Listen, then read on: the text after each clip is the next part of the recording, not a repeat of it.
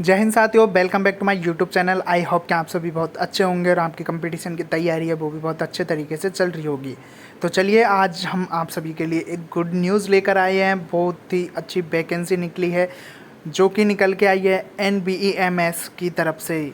It means NBE national board of examination medical sciences इसके regarding ये post रहने वाली है। तो चलिए ये वैकेंसी के बारे में मैं आपको बेसिक सी डिटेल बताता हूँ कि क्या कुछ क्वालिफ़िकेशंस है, कहाँ से क्या। तो मैं आपको बता दूँ कि NBSE का मतलब है national board of examination in medical sciences.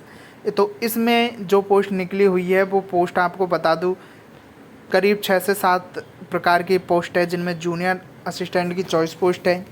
इसके लिए जो क्वालिफ़िकेशंस की बात कर लेते हैं तो 10+2 विथ आपको एक बेसिक नॉलेज होनी चाहिए कंप्यूटर की। इसी के साथ स्टेनोग्राफ़र के लिए आपका टेस्ट होगा स्टेनोग्राफी वाला।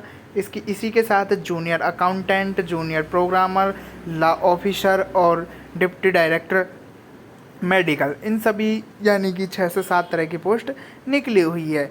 टोटल पोस्ट की बात करते हैं तो ऑल ओवर जो पोस्ट है वो 48 के आसपास है। इसमें हम आपको बता दें कि जो एप्लीकेशन डेट है वो 30/9/2023 से स्टार्ट हो गई थी।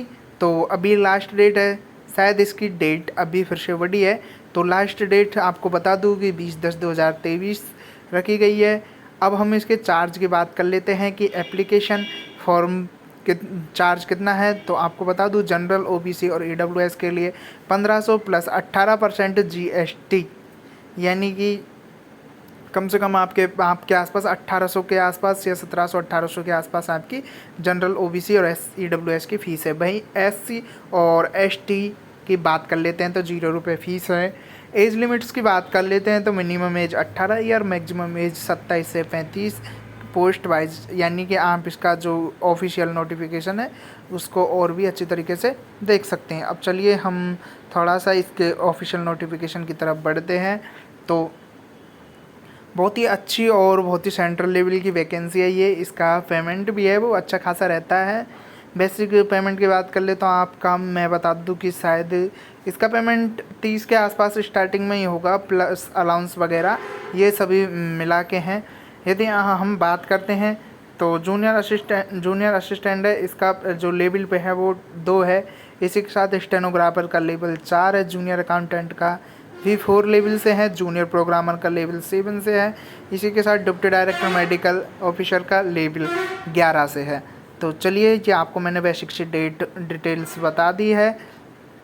ये कुछ वैकेंसीज़ों के प्रकार है, आप देख लीजिएगा कि इतनी इतनी वैकेंसी, इतना इतना पे मैट्रिक्स है। और आपको मैं एक बात और बता दूं कि जो डिप्टी डायरेक्टर मेडिकल ऑफिसर है वो A लेवल की पोस्ट है, यानी गेजेस्टेड ऑफिसर के जैसी पोस्ट है। वहीं लॉ ऑफिसर की ये भी है। इसी के साथ हम बात करते हैं जूनियर असिस्टेंट, स्टेनोग्राफर और जूनियर अकाउंटेंट, ये C प्रकार की पोस्ट है। वहीं देखो एज रिलैक्सेशन की बात कर लेते हैं तो ST/SC के लिए 5 ईयर का, OBC के लिए 3 ईयर का, PWD UR के लिए 10 ईयर। इस तरह से आप अपना रिजर्वेशन भी देख सकते हैं। इसी के साथ हम बात कर लेते हैं कि इसमें इसका सिलेक्शन प्रोसेस क्या है। तो देख लीजिए, इसमें फर्स्ट जो 2 स्टेजों में इसका जो एग्ज़ाम है वो सिलेक्शन प्रोसेस रहने वाला है। फर्स्ट स्टेज में बात कर लेते हैं तो आपका CBT होगा, जिसमें 200 क्वेश्चन और 200 मार्क के क्वेश्चन होंगे। वहीं आपको बात कर लेते हैं तो 180 मिनट, यानी कि 3 घंटे 200 क्वेश्चनों के लिए 180 मिनट का टाइम दिया जाएगा। वहीं नेगेटिव मार्किंग की बात कर लेते हैं तो 1/4 की नेगेटिव मार्किंग है। इसमें यदि आपको पेपर क्वालिफाई करना है तो मिनिमम 40% मार्क लाने होंगे।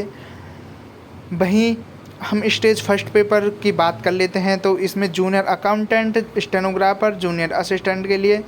जूनियर अकाउंटेंट एक ग्रेजुएट लेवल की पोस्ट है, इसलिए इसका सिलेबस ग्रेजुएशन लेवल का आएगा। वहीं स्टेनोग्राफर और जूनियर असिस्टेंट की बात कर लेते हैं तो इनमें 10+2 यानी कि दोनों 10th का और 12th का दोनों का सिलेबस आएगा। इसी के साथ सेकेंड स्टेज की बात कर लेते हैं तो सेकेंड स्टेज में एग्जामिनेशन 100 नंबर का होगा और वो भी स्किल टेस्ट या कंप्यूटर टेस्ट होगा। तो आप सभी को इसमें 40% फिर से मार्क गेन करने होंगे।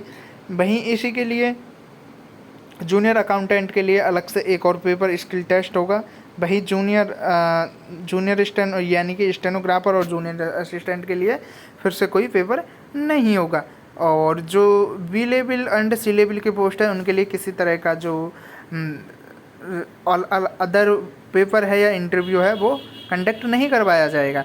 Syllabus for written examination stage first, आपको मैं बता दूं कि जो इसका सिलेबस है स्टेज फर्स्ट के लिए जनरल इंटेलिजेंस एंड रीजनिंग पर मार्क एक क्वेश्चन 1 नंबर का होगा तो 50, जनरल अवेयरनेस के 50, क्वांटिटी एप्टीट्यूड के 50 और इंग्लिश कॉम्प्रिहेंशंस 50, यानी कि 200 नंबर का पेपर होगा, 200 क्वेश्चंस होंगे। फाइनल मेरिट आपको किस आधार पे बताई जाएगी? For the post of deputy director medical and law officer and junior programmer the criteria for preparing the final merit list will be intimated shortly on NBC site, यानी कि आपको जो जिसका भी सिलेक्शन होगा इसकी ऑफिशियल साइट पे आपकी लिस्ट अपलोड कर दी जाएगी। ये थी सामान्य जानकारी। आई होप कि आपको वीडियो बहुत अच्छी लगी होगी, और वीडियो आपको अच्छी लगी हो तो प्लीज़ इस वीडियो को अधिक से अधिक शेयर करें ताकि यह वैकेंसी के बारे में सबको पता चल जाए। और ST SC OBC ST और SC के लिए 0 रुपये फ़ीस रखी गई है, तो वो तो कंपलसरी इस फॉर्म को अप्लाई कर सकते हैं। तो चलिए इसी के साथ हम वीडियो को ख़त्म करते हैं। वीडियो अच्छी लगी हो तो वीडियो को शेयर करें। Thanks for watching the video.